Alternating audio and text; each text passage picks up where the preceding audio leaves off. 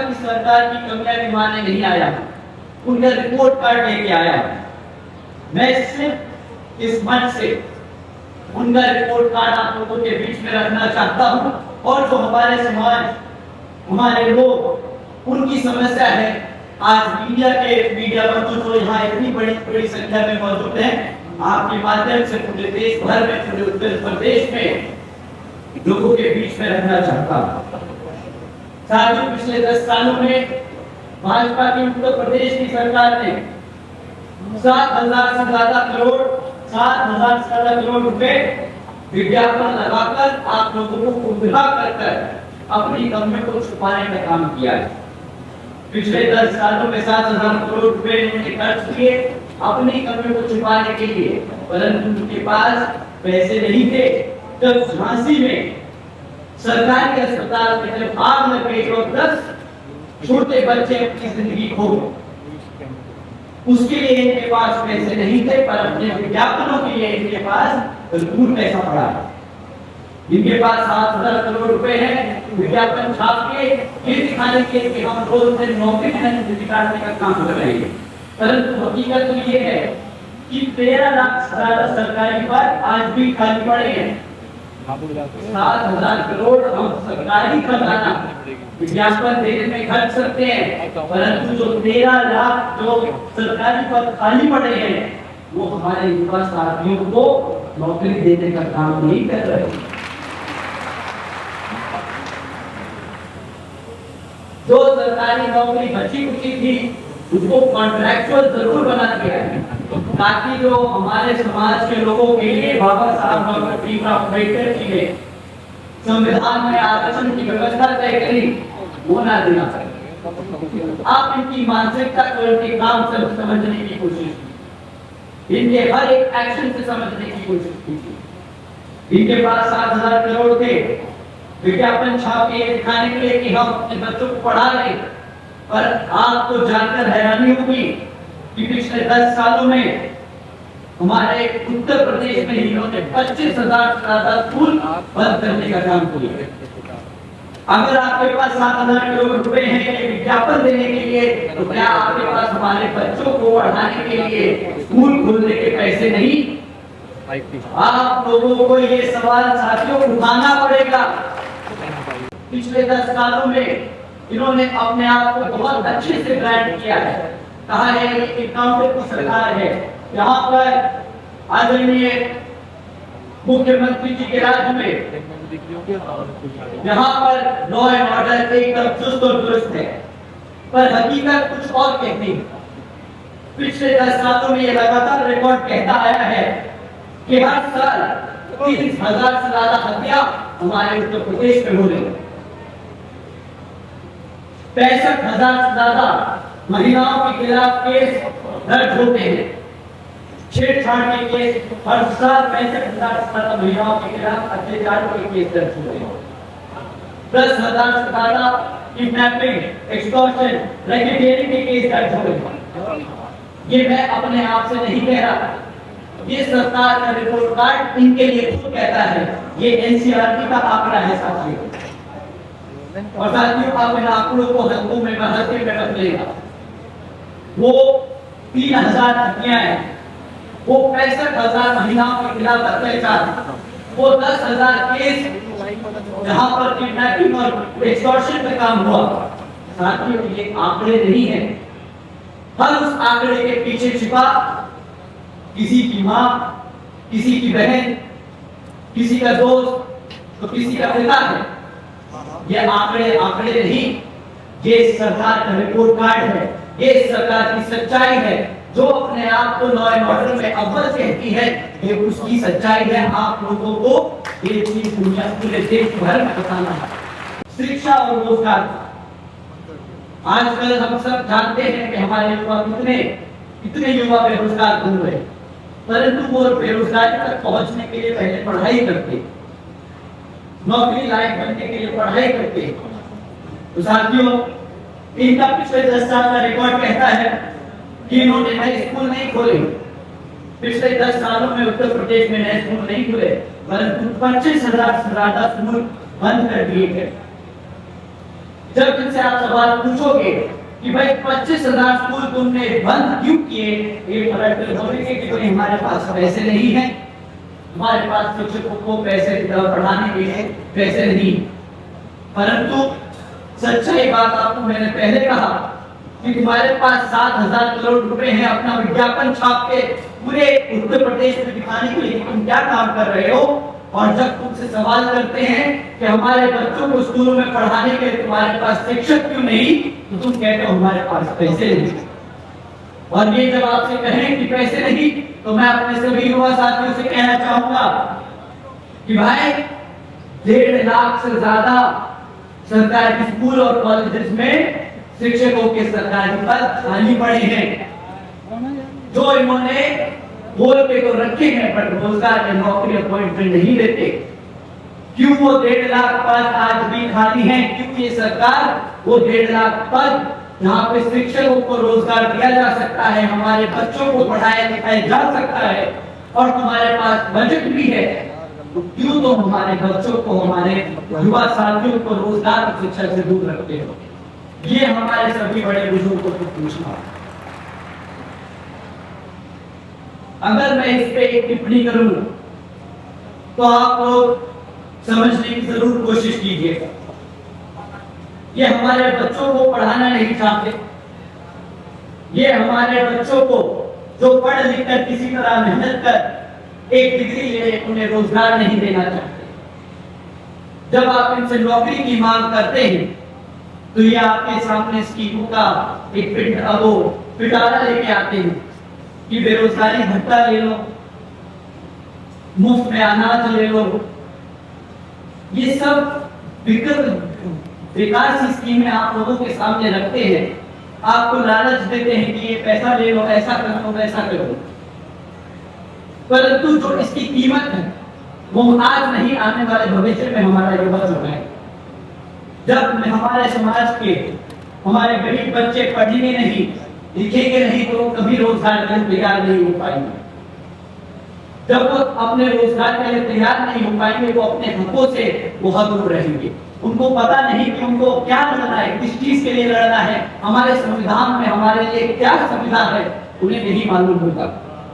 पर ये आपको मुफ्त में राशन, बेरोजगारी भत्ता देके जैसे अफीम चटाते हैं ना, ये वो काम करने का वो काम कर रहे हैं। हमारे बच्चे तक पढ़ लिख नहीं पाएंगे, अपने पैरों पर खड़े नहीं हो पाएंगे, अपने हकों के लिए लड़ना नहीं जान पाएंगे और वो इनकी स्कीमों पे निर्भर हो जाएंगे। तो ये सारी ताकत हमारे समाज की जितनी भी ताकत है वो सब उनके हाथ में चली जाएगी। जब वो चाहे मुनाफा बंद करते, बेरोजगारी भत्ता बंद करते, उस स्कीमों का पैसा बंद करते, हम उनके सामने हाथ खिड़खिड़ा कर जाए। साथियों, ये है इनकी साजिश, ये इनका सिस्टमैटिक तरीका है हमारे समाज को अंदर से खोखला करने का। ये आप लोगों को अपने साथ साथ अपने बच्चों को भी समझाना होगा, जो आजकल सोशल मीडिया पे देखकर दूसरों को फॉलो करते हैं, उन्हें बताना होगा कि भाई हकीकत क्या है। मेड इन इंडिया का नारा तो दे दिया, बट मेड इन इंडिया के नारे के बाद एक्चुअल जॉब क्रिएशन कितनी हुई इस प्रदेश में, वो बताओ। साथियों, आज भाजपा की सरकार में हमारे यहाँ 2 करोड़ से ज्यादा युवा साथी बेरोजगार घूम रहे हैं और 2 करोड़ लोगों को तो रोजगार नहीं दे सकते। इनके पास सिर्फ 13 लाख पद हैं, 13 लाख पद भी वो खाली पड़े हैं, भरे नहीं हैं। तो साथियों, इन 10 सालों में भाजपा की सरकारों ने स्कूल बंद किए, हमारे शिक्षकों को पढ़ाने से दूर रखा और हमारे बच्चों को शिक्षा से दूर रखा। अब तीसरा सबसे इंपॉर्टेंट मुद्दा डेवलपमेंट का। यूपी की सरकार, जब भाजपा की सरकार 2014 में आई, उसके बाद 2017 में आए, यूपी में आए, तो उन्होंने बहुत बारी उनके नेताओं ने सड़क में जाके मीटिंगों में इंटरव्यूज में ये कहा कि भाई 2024 तक हम भारत की हर सड़क को अमेरिका की सड़कों से बेहतर बना देंगे। पर्यटन रिपोर्ट कार्ड क्या कहता है, हकीकत क्या कहती है? लखनऊ कानपुर एक्सप्रेसवे जो शुरू होने के महज 18 दिन बाद ही 80 जगहों से ज्यादा धस चुका है। 4,500 करोड़ की लागत से ये लखनऊ कानपुर एक्सप्रेसवे बना, पूरे देश में सबसे महंगा एक्सप्रेसवे और महज 18 दिन के अंदर इसमें इतने गहरे गहरे गड्ढे आ गए कि वो अब चलने लायक नहीं बना। पूर्वांचल एक्सप्रेसवे जिसकी सड़क 15 फीट आज की डेट में धंस चुकी है, बुंदेलखंड एक्सप्रेसवे जिसके उद्घाटन के चंद 5 दिनों बाद ही बारिश के चलते वो भी धंस गया। गंगा एक्सप्रेसवे अप्रैल में उद्घाटन हुआ और जुलाई में ही 5 से 10 मीटर वो भी धंस गया। अब साथियों, ये तो है इनका अमेरिका की रोड इंफ्रास्ट्रक्चर को बीट करने का तरीका। ये बोलते हैं हम सड़क बनाएंगे, हाईवे बनाएंगे। मुझे लगता है ये लोग क्या करेंगे कि गड्ढे खोदते हैं और उसकी इर्द गिर्द सड़क बना देते हैं। दूसरी तरफ आपके आदरणीय बहन कुमारी मायावती जी का डेवलपमेंट है।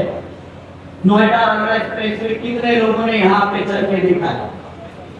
कितने लोग नोएडा एक्सप्रेसवे आज तक उसमें एक भी गड्ढा दिखा? साथियों, इसे कहते हैं डेवलपमेंट, इसे कहते हैं रिकॉर्ड। साथियों, भाजपा की सरकार ने पूरी कोशिश करी नकल करने की आदरणीय बहन जी की कि भाई हम भी एक्सप्रेसवे बनाएंगे, हम भी ऐसा बोलेंगे, हम भी ऐसा करेंगे। पर वो कहावत है ना कि नकल के लिए भी अकल चाहिए।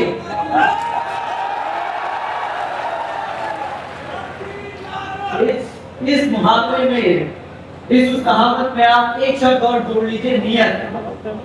नकल करने के लिए अकल और नियत दोनों चाहिए, ना इनके पास अकल है ना नियत है।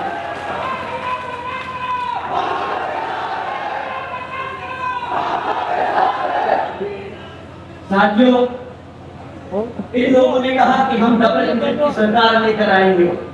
2017 में डबल इंजन की सरकार का नारा दिया। अब डबल इंजन की सरकार का नारा देके कहा बहुत हुई महंगाई की मार, अब की बार भाजपा सरकार। तो ये नारा देके उन्होंने लोगों को लोगों का दिल तो जीत लिया, परंतु हकीकत क्या कहती है कि 2014 में जो गैस के सिलेंडर 400 रुपए मिलता था, आज वो 1200 रुपए मिल गया। जो पेट्रोल 60 रुपए का मिलता था, जिसमें गन्ने का रस नहीं था,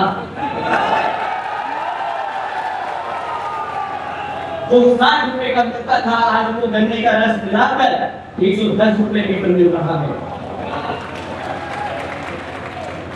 जो डॉलर 60 रुपए हुआ करता था, वो आज 100 रुपए छू रहा है। तो आज इनका नारा क्या होना चाहिए?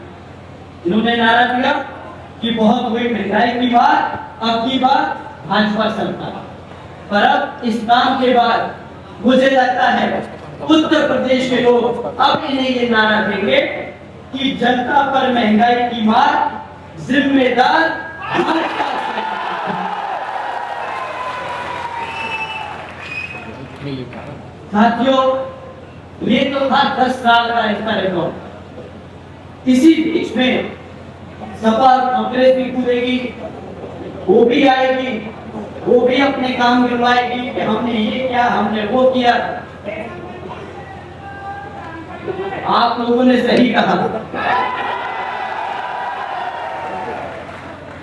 उम्र में बड़े हैं, पूरा आदर सम्मान देके बात कीजिए।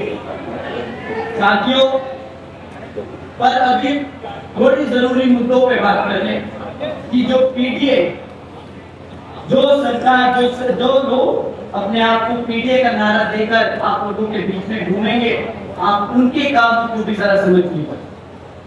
साथियों, ये दोनों मिलकर 2024 में हमारे समाज के बीच में घूम घूम कर आपको संविधान की किताब दिखाते रहे और कहा कि हम आपके संविधान को बचाने का काम करेंगे। और एक प्रेस में उनके वो संविधान की किताब खुल गई और उसमें सिर्फ खाली पन्ने था, सिर्फ खाली पन्ने, इनके वादों की तरह सिर्फ फर्जीवाड़ा काम आता है। आपको बेवकूफ बनाने के लिए आप किताब पढ़ाई कहा संविधान है इसकी रक्षा करेंगे, पर हकीकत कुछ और है। साथियों, कांग्रेस पार्टी के श्री राहुल गांधी जी हर मौके पर बाबा साहब डॉक्टर भीमराव अम्बेडकर जी की बात तो करते हैं, परंतु जिन प्रदेशों में कांग्रेस की सरकार चल रही है वहां पर बीजेपी जो यहाँ उत्तर प्रदेश में काम कर रही है उन्हीं की नीतियों पर चलकर वो वहां अपने प्रदेशों में काम कर रही है। जब दिल्ली के जंतर मंतर पे हमारे युवा अपनी समस्या को लेकर सड़क पर उतरे थे, आप सब बैठ जाइए साथियों, आप सब बैठ जाइए, पीछे नहीं दिख रहा है, आप सब बैठ जाइए। साथियों, जब दिल्ली के जंतर मंतर पर हमारे युवा साथी अपनी समस्या को लेकर सड़क पर उतरे तो कांग्रेस और उनके सहयोगी दलों ने रातों रात उस आंदोलन को हाईजैक कर लिया। छात्रों के कंधों पर बंदूक रखकर अपनी राजनीति चमकाने का काम किया और उसी की आड़ में संसद भी नहीं चलने दी।